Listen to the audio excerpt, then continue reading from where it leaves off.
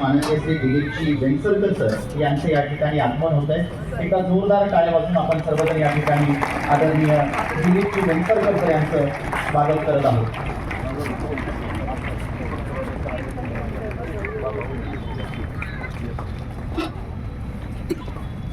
मी विनंती करतो 1979 साली वेस्ट इंडिजच्या संघाविरुद्ध खेळल्या गेलेल्या कसोटी सामन्यात आपण legend little master Sunil Gavaskar यांच्या सोबत रचलेली 344 धावांची भागीदारी आपण आपल्या आठवणीत एक विशेष असा कोपरा दिलाय।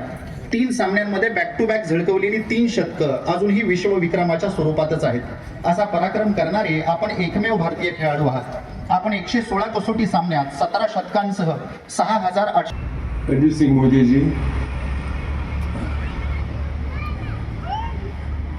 सन्मान्य व्यासपीठ आणि माझ्या बालमित्रांनो आणि सर्व पालक जे इकडे जमलेले आहेत त्यांना खूप खूप नमस्कार। 1985 साली मी इकडे वेस्ट झोनसाठी खेळलो होतो अगेन्स्ट नॉर्थ झोन आणि ती फायनल देवधर ट्रॉफी मी जिंकली होती आणि त्यात कपिल देव पण होते। सगळे टेस्ट प्लेस होते तेव्हा आम्ही खेळलो तेव्हा, मला अजून आठवत आहे। आणि मॅच संपली आणि नंतर आम्ही ट्रेनने गेलो आणि एवढी थंडी होती आणि तेव्हा बेडिंग वगैरे तर काही ते नाव निशाण नव्हतं आणि आम्ही पॅड्स बीड्स घालून झोपलो होतो आणि सगळ्या दादरला गेलो तसं पॅड्स घालून उतरलो होतो।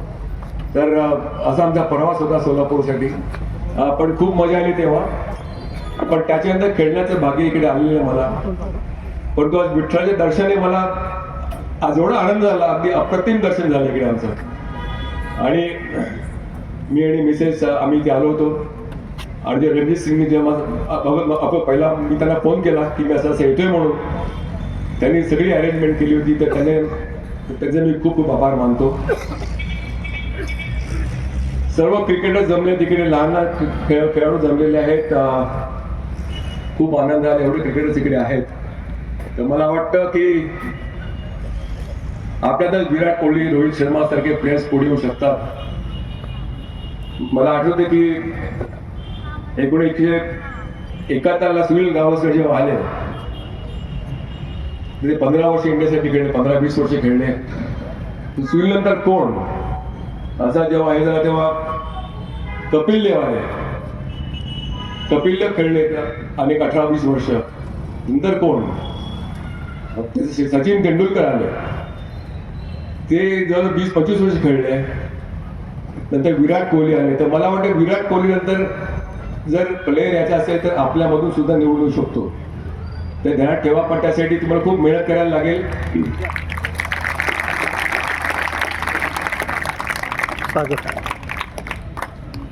कारण मेहनतीला पर्याय नाही आहे।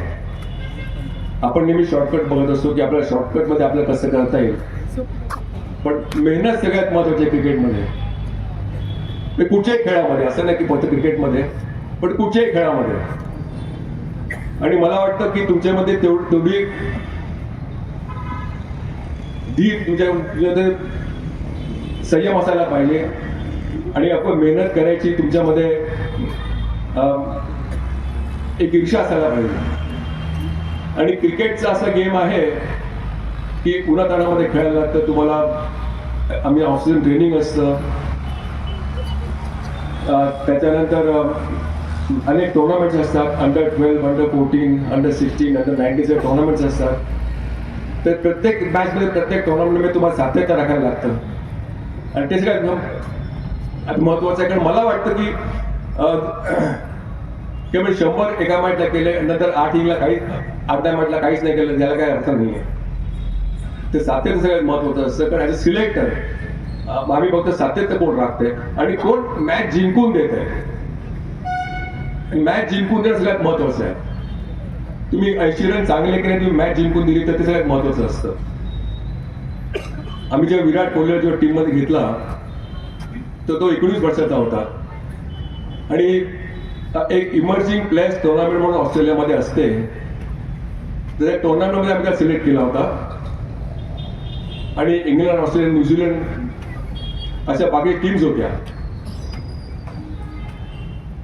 आणि जेव्हा आम्ही 11 टीम मी 11 काढत होतो तेव्हा मला असं वाटलं की विराट कोहली टीममध्ये बसत नाही म्हणून.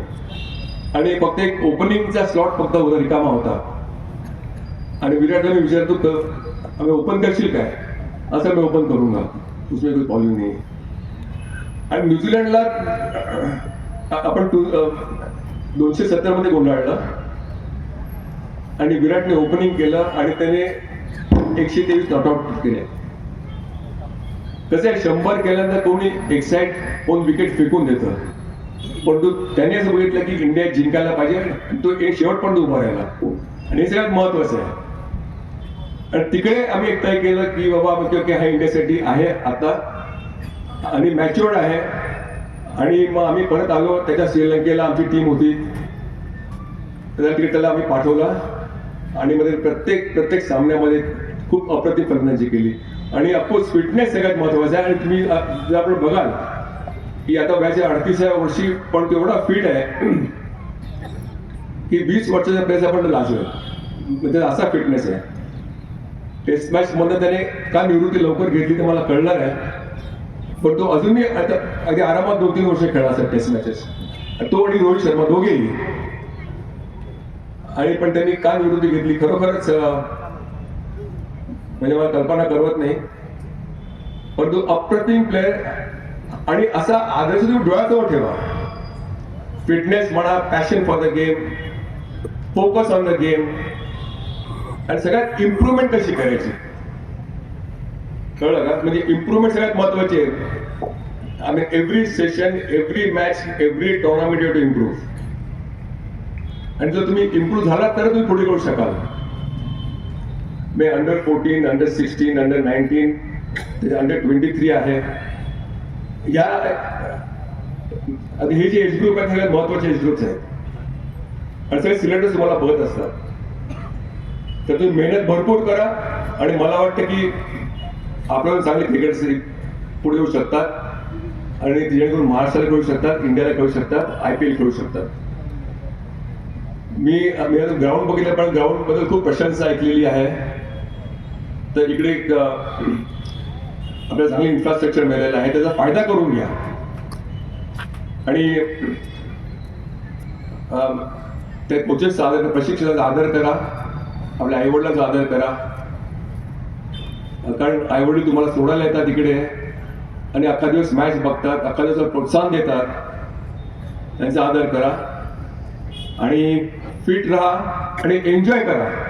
असं नाही की मला 2 दिवस मला 2 तास पाठवले जात आहे आपली नेटवरती आणि मला 2 तास कंटाळा, मी आपल्या हे बघा की आपल्या मोठ्या वयाचा कंटाळा करून काय फायदा नाही आहे. हा गेम तुम्हाला एन्जॉय करता आला पाहिजे. सगळेच जण इंडियाला खेळू शकत नाहीत, पण एन्जॉयमेंट करा, ते एन्जॉय करत राहायचं मला वाटतं. आणि education is also equally important. कारण जर आपण IPL खेळणार नाहीत, इंडियाला खेळणार नाहीत, तर education is very important, very extremely vital. आणि एज्युकेशन तुम्हाला 60-70 वयापर्यंत तुझं उपयोगी पडू शकतं. आणि काहीतरी लाईफमध्ये करण्याचं तुम्ही एक ईर्षा पाळे ध्येय ठेवा आणि त्या ध्येयाची पूर्तता करा, पण फक्त मेहनत. आम्ही अजिबात शॉर्टकट बघू नका कुठे. मला वाटतं की तुमच्या मनच पुढचे आपले खेळून मिळू शकतात, खेळाडू मिळू शकतात. तर तुम्हाला सर्वांना खूप खूप शुभेच्छा देतो. रणजित सिंगने मला इकडे बोलवलं त्याबद्दल त्यांचे आभार मानतो. आणि all the best, God bless you all. Thank you.